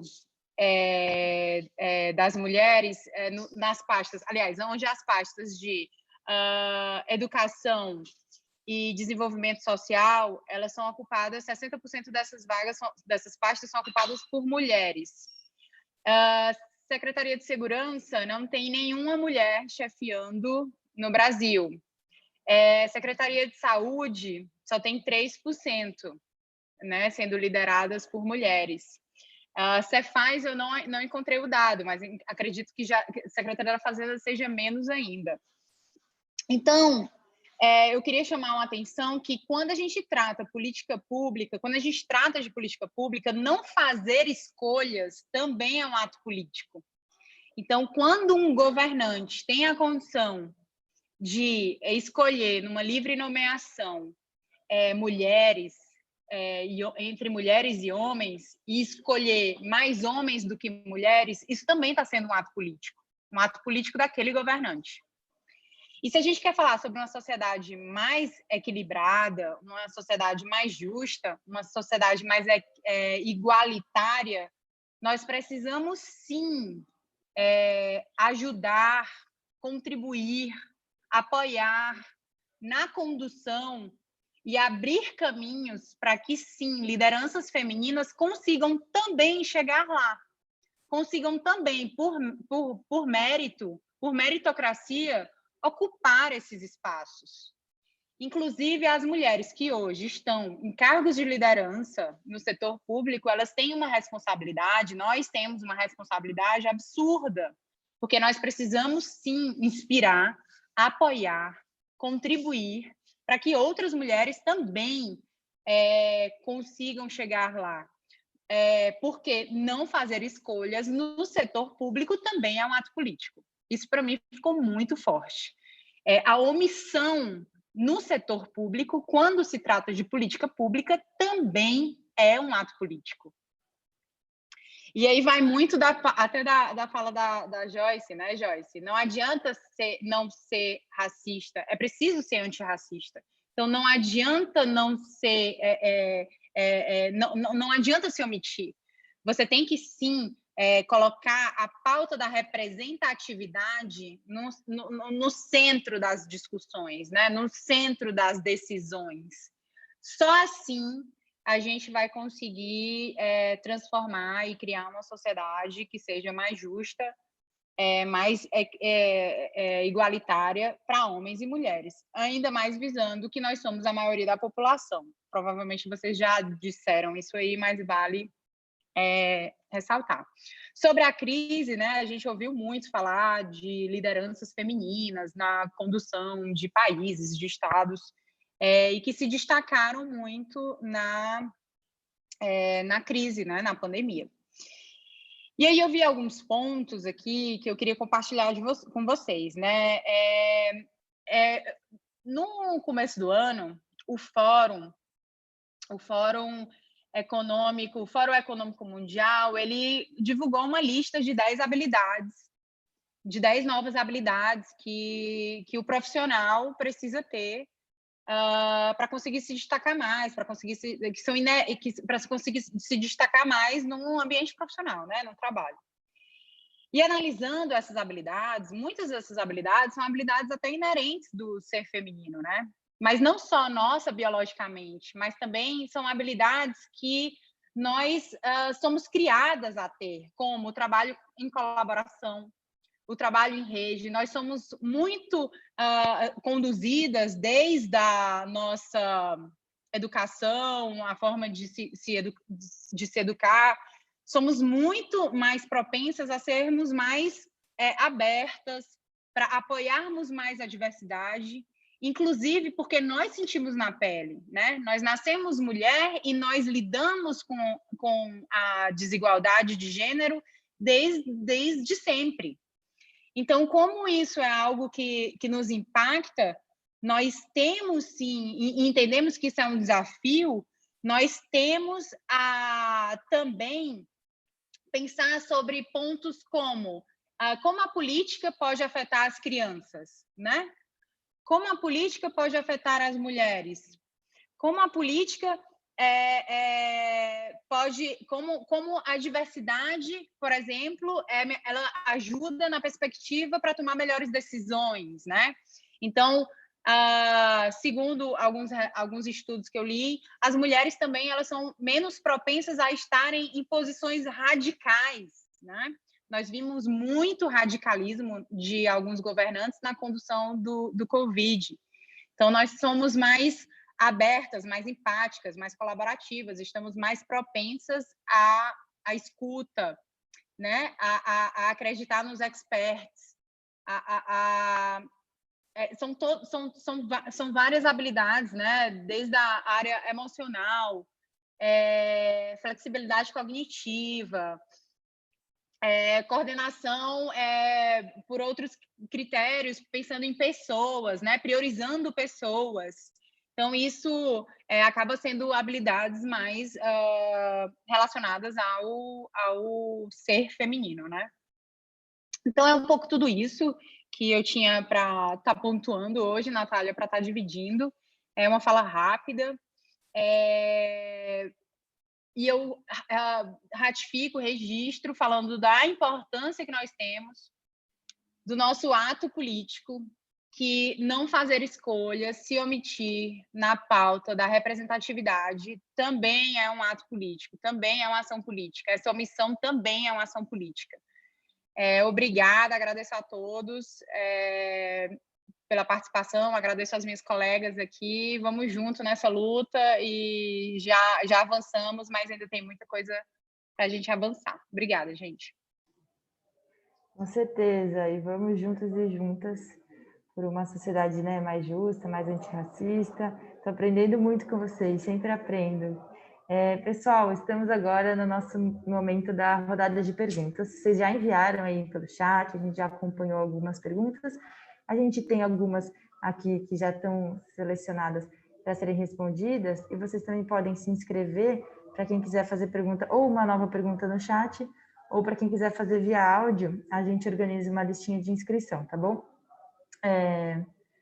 Eu vou então começar pela primeira pergunta, que é a seguinte, da Tânia Santana. Ela disse: as mudanças de divisão de tarefas no ambiente doméstico, por mais importantes, são apenas metade da equação. Como influenciar nossos locais de trabalho para que venham a valorizar o equilíbrio trabalho e família em termos institucionais? Um método fair play, ao contrário, que incentive os homens a despender tempo com a família, além de uma forma a não penalizar aqueles trabalhadores que não sacrifiquem suas vidas pessoais em nome de uma progressão. E aí, eu convido aqui a Gabi Tamura e quem mais quiser comentar para a gente ajudar um pouco, elucidar um pouco e juntas pensarmos em saídas para essa pergunta. Legal, obrigada, Nath. Tânia, ótima pergunta. E aí eu vou compartilhar o que eu tenho feito para tentar diminuir um pouco essas barreiras e mostrar que a divisão ela é boa em todos os ambientes, né? Então, assim, a primeira de todas é não assumindo sozinha as atividades de apoio. Eu digo sozinha porque eu também gosto de fazer, mas eu não assumo essa responsabilidade para mim. A gente, na WeGov, quando a gente ia trabalhar na empresa, agora está todo mundo meio que home office, eu não assumia, eu não era a pessoa que fazia o café, que cuidava do checklist das reuniões, que cuidava da lista de aniversário de presentes, dos coffee breaks. Então, a gente dividia tudo, inclusive meu sócio, que é meu marido, também entrava na rodada das divisões das tarefas. E isso é um pouco contra a minha natureza, porque eu gosto de fazer tudo sozinha, então também, como eu disse, além de quebrar a barreira dos outros, a gente também tem que começar a quebrar as nossas, né? Outra coisa que eu fiz desde 2017, assim que a Laura começou a frequentar os ambientes, é levar ela para esses ambientes de trabalho. E uma coisa que era bem legal, eu dividia. Um dia eu cuidava dela, outro dia o André cuidava. E aí outras pessoas viam ele trocando fralda, viam ele cuidando, então isso também é muito importante. Não que ele não fizesse isso em casa, mas eu acho importante na rua também o homem ser um dos cuidadores, né? Para que homens das gerações diferentes da dele, porque acho que a geração dele tá meio que todos os homens, teoricamente, todos os homens assumindo essa função de pai de verdade, mas que homens mais velhos e mais novos também tenham essa referência do que está acontecendo, essa transformação da paternidade real também acontecendo. Uma coisa que a Luana Faria trouxe na fala dela em relação ao cargo, né? Então, uma coisa que eu faço principalmente com cliente, que também é um ambiente, a gente trabalha com o setor público, então às vezes numa reunião eu sou o comercial da empresa, eu tenho que ir lá vender, e aí a pessoa fala, mas eu queria que o André estivesse aqui para a gente fechar esse negócio. Eu falo, não, eu sou comercial da empresa, o André nem sabe falar disso. Então você fala comigo que quando tiver que entregar, quando fechar, é ele que vem, mas assim, eu deixar claro quais que são as minhas funções, e isso de um jeito suave, de um jeito tranquilo, sem achar que ele está me menosprezando por isso, mas para deixar claro que não vai adiantar o André estar ali, que sou eu que fecho o negócio. Então, às vezes é uma questão de se portar e de se ver como tal, né? No começo eu falava, ai, André, vai comigo nessa, né? Então, tinha uma relação um pouco ali que nem a Nara falou, não, vem cá, eu vou sair disso, né? Eu acho que dá para a gente assumir cada vez mais isso. As primeiras vezes a gente faz com medo e depois a gente vê que ninguém morde, que tá tudo certo também. No online, eu confesso que no começo foi um pouco difícil para mim não assumir tudo. Então, nesse modelo online, eu ainda tenho um pouco mais de dificuldade, porque eu estou em casa, eu gosto de lavar uma roupa, eu gosto de fazer um feijão, eu gosto de fazer a carne enquanto estou fazendo uma reunião. Então, assim, eu tenho tomado mais cuidado, e embora o André seja um super parceiro e entenda bem o papel dele e tem topado fazer cada vez mais, a Laura ainda acha que a mamãe não trabalha e que o papai trabalha. Então, assim, no online eu tenho tentado também dar palestras, também ser ponto de referência para cliente, até para que os clientes entendam que a gente tem uma filha junto, mas que às vezes ele também tem que sair para atender ela, né? Às vezes ela vai no meu lado, às vezes vai no lado dele, e eu deixo, às vezes, até ficar mais do lado dele para que, para mim, para o meu marido, enquanto casal e sócio, isso está muito claro, mas eu acho que também é importante, que eu queria falar com tudo isso, é que a gente transpareça isso para que cada vez mais isso seja nítido e seja perceptível para todo mundo, clientes, parceiros, colegas de trabalho. Bom, essa é a minha experiência, como eu tenho feito isso acontecer. E outra coisa, a última também, eu não era muito de falar, eu gostava muito mais das atividades de gestão de projetos, de comercial, e aí eu vi que eu também tinha uma responsabilidade de estar falando, de estar me representando e representando outras mulheres nesse lugar de fala, de estar me posicionando, como é que pensa o IGOV, o que é o IGOV, e aí também sair dos bastidores e ir para o palco foi uma das coisas que eu tenho feito mais pelos outros do que por mim, assim, que sempre é uma restrição para mim falar em público, né? Não é uma coisa que eu faço habitualmente, mas que também tem sido bom para mim no final das contas. Ah, nossa, muito obrigada por, né, dar esse presente mesmo, fazer isso. Acho que quando a gente se junta e sabe o propósito, onde a gente quer chegar, dá forças mesmo para a gente estar aqui hoje. Temos mais uma pergunta, que é da Larissa. Larissa Ushizima, desculpa se eu não falei corretamente, que é para a Nara, e acho que a Silvana também comentou sobre redes, e quem quiser, né? Ela perguntou assim, como construir e fortalecer essas redes de relacionamentos profissionais para mulheres? Ótima pergunta, importante. Ótima pergunta, Larissa. Eu acho que é essencial. E como a gente pode fortalecer isso? A gente falou, eu vi no chat a discussão de um grupo de Telegram, né? Eu acho que é super relevante. Agora a gente está muito mais na virtualidade, isso tem sido muito mais forte, então é mais crescente. Eu acho que grupos e aplicativos podem ajudar essa discussão, né?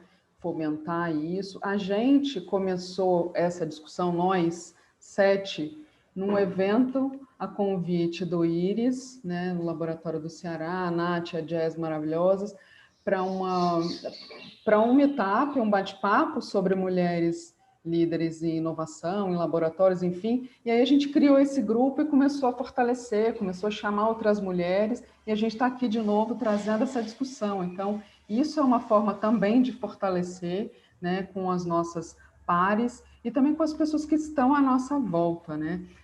As mulheres que estão ao nosso alcance.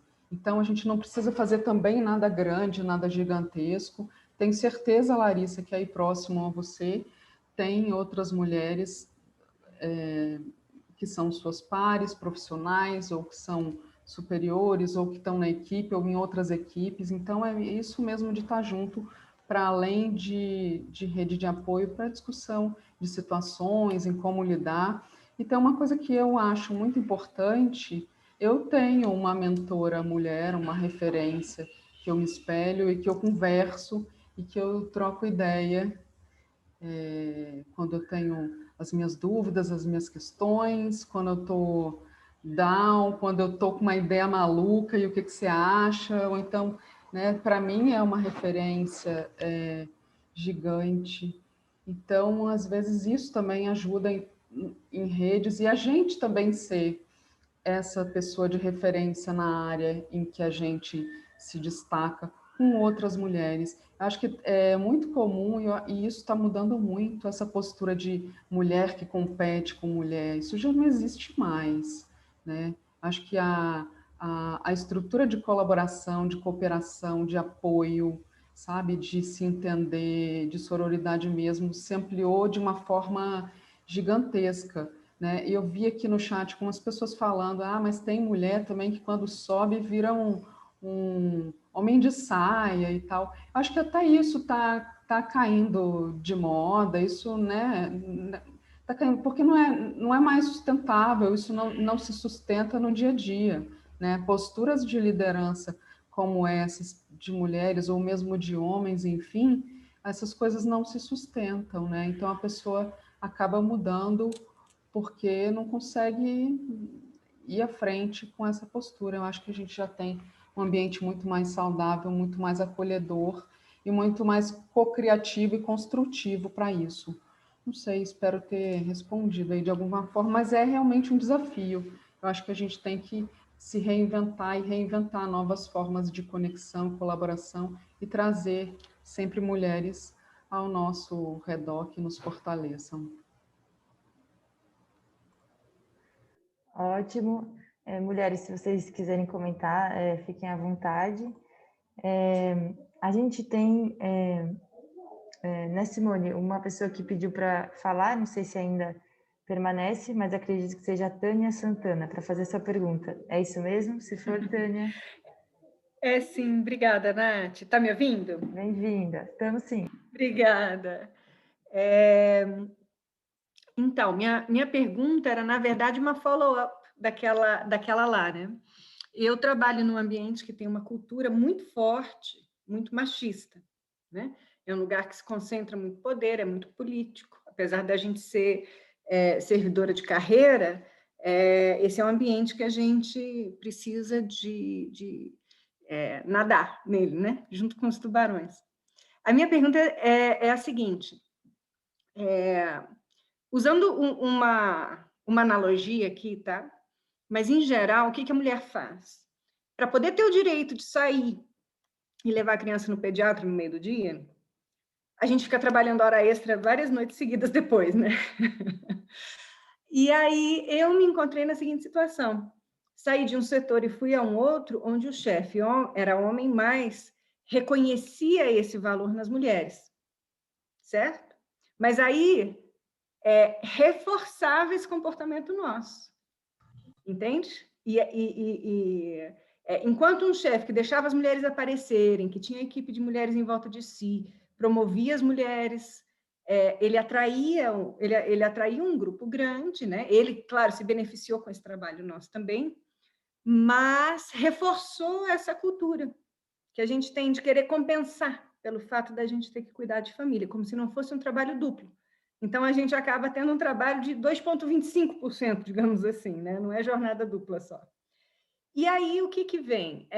Vem a necessidade da gente transformar a nossa cultura organizacional, para que não só sejamos nós, mães, levando o filho no pediatra, mas os homens também. Porque daí vira uma coisa normal, não vira uma coisa que, naquele ambiente competitivo, ela fica tirando tempo porque ela tem, né, uma responsabilidade, um trabalho do cuidado. Então, o outro que compete com você e não tem, está competindo em uma desigualdade. E é sempre lembrado, primeiro, quando surgem as oportunidades. Então, assim, a minha pergunta é não só como mudar dentro do ambiente de trabalho, né? Esse fato de que para nós é relegado o trabalho de fazer ata de reunião, de buscar o cafezinho, de receber as autoridades que chegam no órgão, mas, além disso, de realmente fazer com que a instituição valorize o equilíbrio casa-trabalho, não só para as mulheres, mas também para os homens, para que isso passe a ser o novo natural, o novo normal. Eu acho que não sei se eu me fiz entender, mas deu para entender a pergunta, mais ou menos? Sim, acredito que sim. Muito obrigada, Tânia. E aí, mulherada?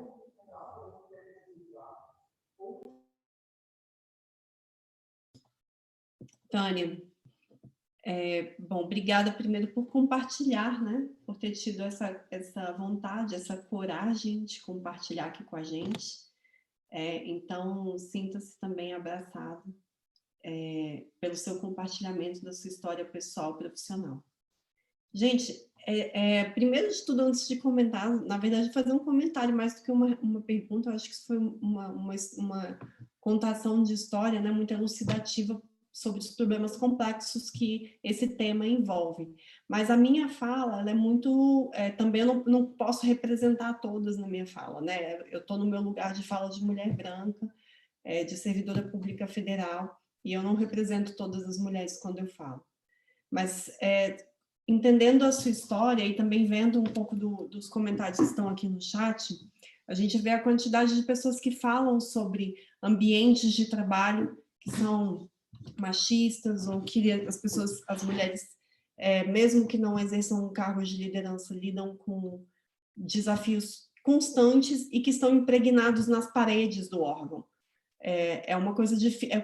Na minha fala inicial, eu falei da questão da mudança de comportamento e de modelo mental. Esse é o grande desafio que a gente tem. E a gente não transforma o outro, a gente transforma a nós mesmas. E aí a gente vê a mudança acontecer, né? Formando essas redes de colaboração que a gente mencionou aqui. Mas, às vezes, Tânia e todo mundo, né? Uma coisa que eu comecei a fazer muito pequeno e que, para mim, clareou bastante quando eu fiz o curso com a Gisela, há 7, 8 anos atrás, né? E depois desses eu fiz mais alguns sobre esse tema, mas clareou bastante começar do pequeno, né? Começar do que a gente consegue fazer. Problemas complexos nos bloqueiam, nos paralisam. Então, quando a gente fala é um problema de cultura, é um problema de comunicação, é um problema de liderança, isso é muito grande. Como é que a gente resolve esse problema quando a gente pensa numa coisa que está impregnada na parede, né? A gente não resolve sozinho, né? A gente precisa umas das outras para resolver esse problema, e a gente principalmente precisa mudar de dentro para fora. Eu trabalho com gestão de pessoas e tem um cara que eu gosto demais, que é o Otto Scharmer, que é um professor da MIT, e ele fala que para mudar, para gerar transformação organizacional, a gente precisa conectar pessoas, ideias e corações. Então, não é só pessoa, não é só gente, não é só ideia, a gente precisa conectar coração também. E aí a gente consegue transformar. E ele fala também, no livro dele sobre teoria U, ele fala do ego, transformar do ego-sistema para o ecossistema. Então, a gente vive num meio muito de ecossistema, né? Inclusive, quando tem as falas aqui das lideranças femininas que se tornaram pessoas que são, enfim, não empáticas com outras mulheres, né? A professora Gisela, ela fala, né? Eu até colei aqui no chat para eu não me esquecer de falar essa frase dela que eu gosto demais, que existe uma maneira de ser e de agir que não depende da posição da pessoa em um organograma.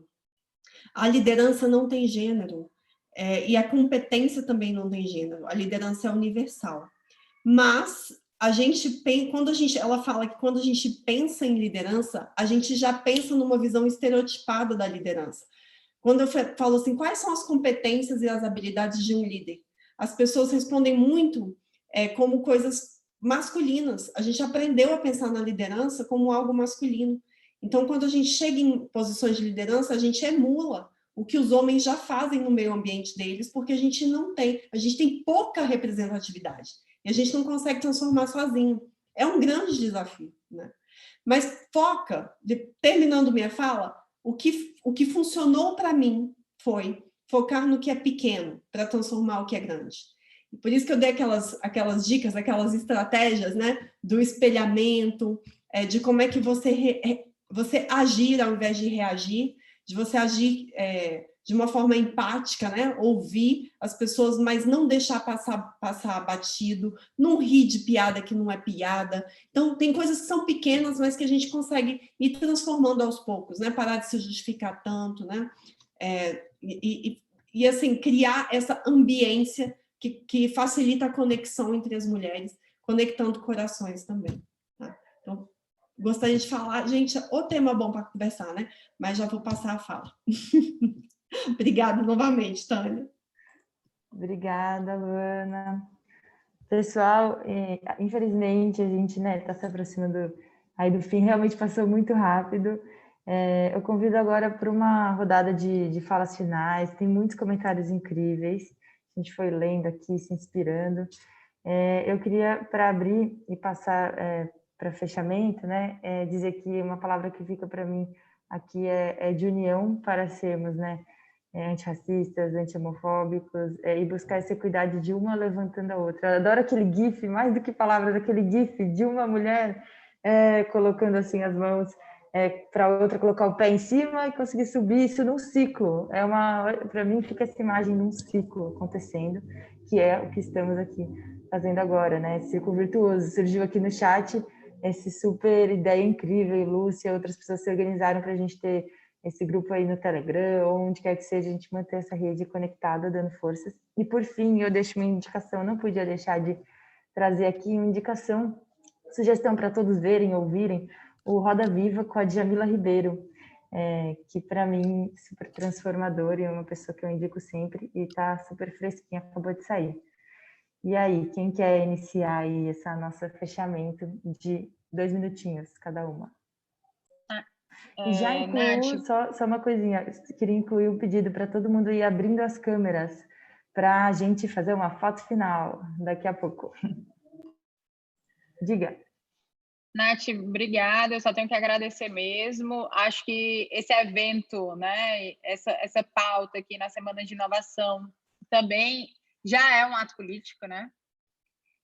Está tendo esse evento, está tendo a oportunidade, vendo tantas mulheres reunidas sobre o tema. Então, aqui nós já estamos, sim, já é uma ação, já é um passo dado à frente. Essa pauta precisa ser mais levantada, a gente precisa conversar mais com as nossas colegas de trabalho, mais com as nossas amigas.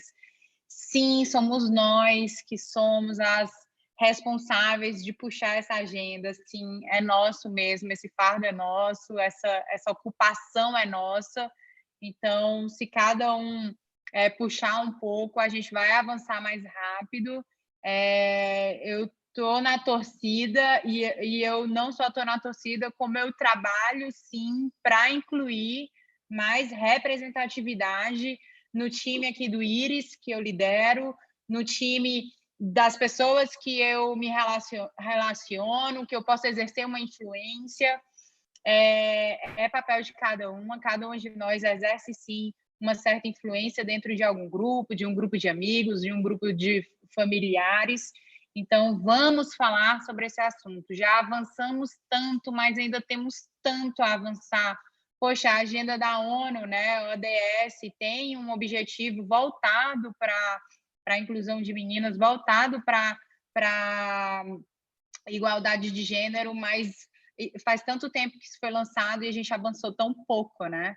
A gente precisa avançar mais rápido, para que a geração das nossas filhas, mas principalmente que as nossas filhas tenham chance, nossas filhas e filhos, tá? Tenham chance de viver um mundo melhor, um ambiente de trabalho melhor, mais respeitoso do que o que nós estamos vivendo. Tá bom? Então, meu abraço super apertado em cada uma de vocês, para os homens que estão aqui participando desse momento também. Obrigada. É muito importante o apoio também dos homens. A pauta é feminina, mas, gente, nós parimos vocês, homens. Então, participem, estejam juntos conosco. Obrigada, gente. Eu vou aproveitar o gancho da Jazz para compartilhar aqui, finalmente. Não quis compartilhar no começo porque ela não estava aqui ainda, mas dizer que tudo isso começou numa conversa minha com a Jazz no WhatsApp. Bora fazer alguma coisa de mulher, eu e você, agora na pandemia. A gente reuniu, chamou as mulheres que nos inspiravam, que são as demais, para uma conversa lá acho que foi em junho, né? Nem lembro.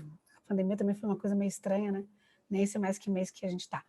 Mas começou, na verdade, um ano atrás, né, Jess? Quando a gente se conheceu. E ela fez uma coisa por mim que nunca nenhuma mulher fez. Então, eu queria dizer que é isso. Uma pequena ação, às vezes, vai criando várias ações. E hoje nós estamos aqui em mais de 100 mulheres falando sobre o tema, e homens, né?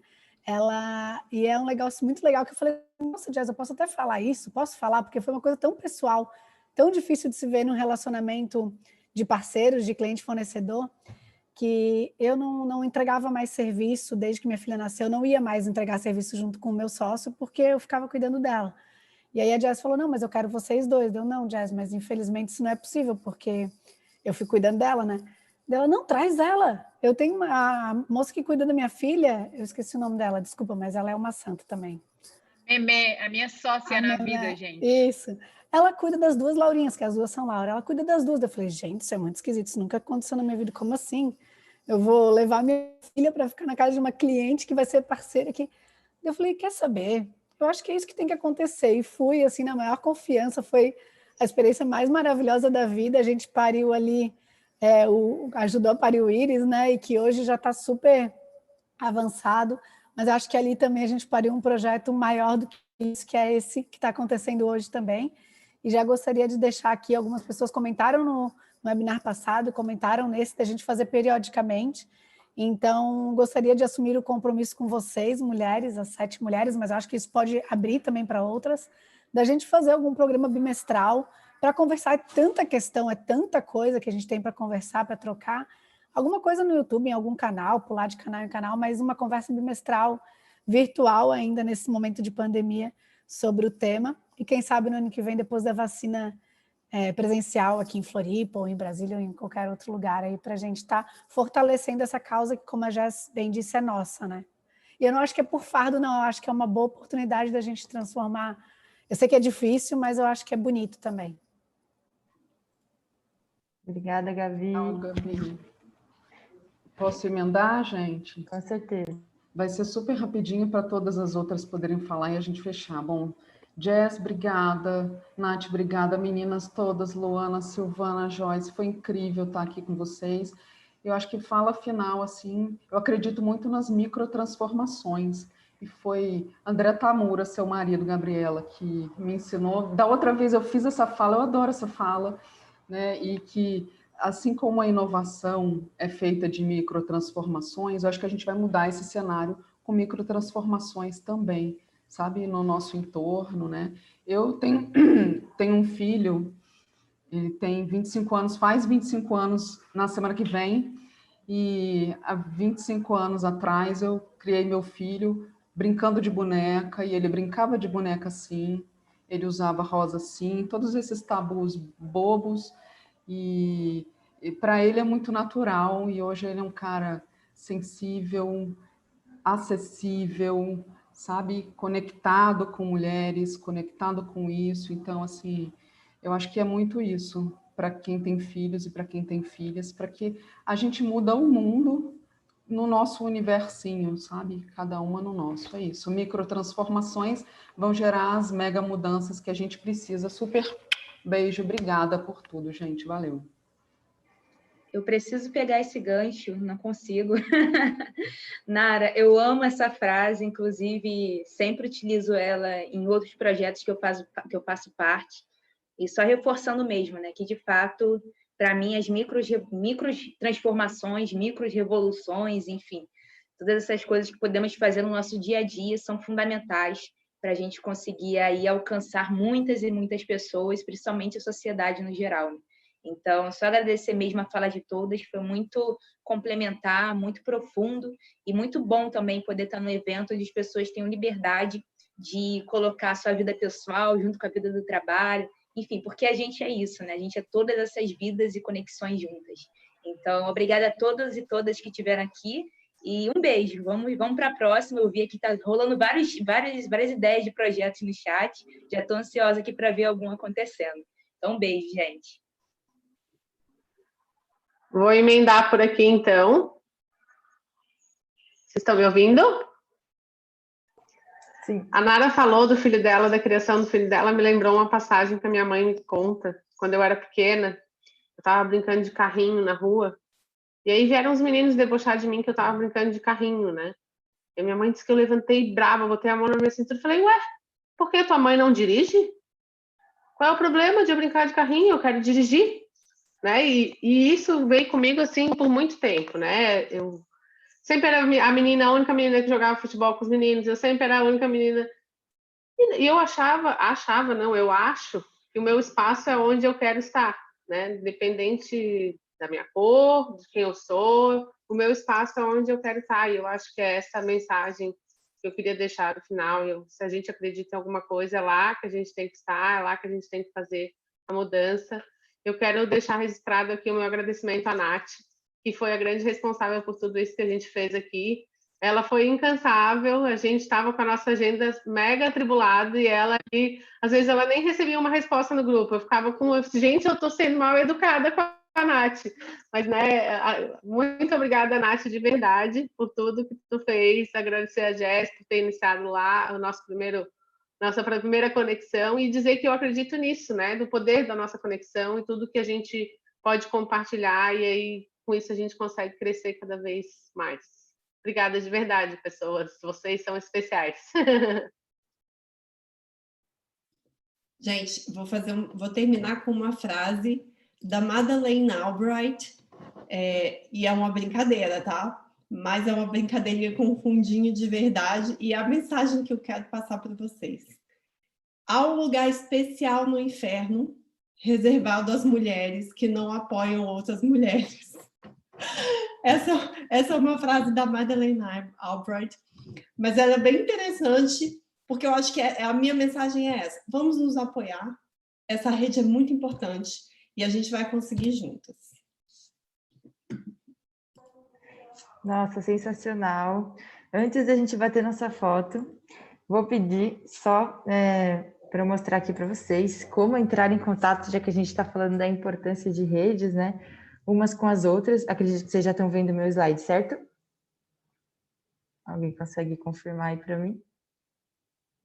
Sim, Nath, estamos vendo. Legal. Sim, Nath. Aqui, quem quiser tirar um print, essa é a hora de bater aquele print para a gente compartilhar no grupo do Telegram, para vocês encontrarem no LinkedIn essas mulheres maravilhosas, para a gente dialogar, conversar, tá bom? A Simone também vai enviar um link de avaliação no chat. E agora sim, finalmente, parando de compartilhar aqui, para a gente tirar nossa foto. Vamos ver se todo mundo conseguiu abrir as câmeras. Nossa, quanta mulher incrível, é muito bom. Legal. Aí aqui vai ser assim, eu vou pedir só um pouquinho de paciência aí, porque estamos ainda bem com 4 telas cheias. Então, eu vou para a primeira aqui, tá bom? Vamos lá, par sem perfume, 1, 2 e... Primeira. Espera aí que eu preciso só ir salvando. Um minutinho. Vamos para a segunda galeria. Só um minuto. Segunda.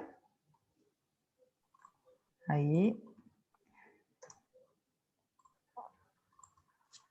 Ô, Nath, eu queria quebrar o protocolo e pedir aos homens que tem aqui, um deles, se puder falar porque eles não se posicionaram se eles concordam, se eles não concordam. Eu só vi mulher falando no chat. Essa hora que é para eles se mostrarem, eles não se mostraram? Vamos lá. Vou botar eles na parede agora. É com vocês, a gente está aqui na roda, está nos minutinhos finais. E aqui já estou na tela, eu tirei 2 fotos, estou na quarta, mas já é com pessoas que estão sem câmera. Então, da parte das fotos, tiramos para mandar no grupo. Se tiver algum homem... Isso, deixar aberto, né, o canal. E queria agradecer, então, assim, tanto a vocês que toparam, né, quanto a todo mundo que está aqui, que olhou e falou, vale a pena, vamos estar nessa roda, que seja um início, e para algumas o meio, né, para a gente continuar se conectando. E aí, microfone aí para a provocação bacana da Luana, da gente ouvir também algum homem que quiser. Oi, gente, boa tarde. Eu gostaria de agradecer a todas vocês. Foi um debate maravilhoso.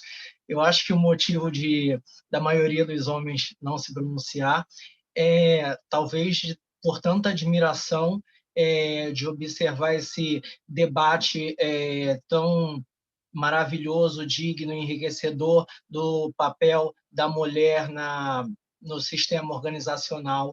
E, embora eu não tenha falado aqui antes, eu coloquei o feedback no formulário, porque, como alguém citou aí, foi realmente inspirador e não dá vontade de sair da sala, dá vontade de ficar imerso aqui.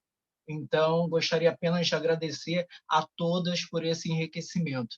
Né? Isso reflete também nas mulheres da minha família, nas sobrinhas que eu educo. Isso é muito bacana. Obrigado. Adorei, adorei. Mais homens assim.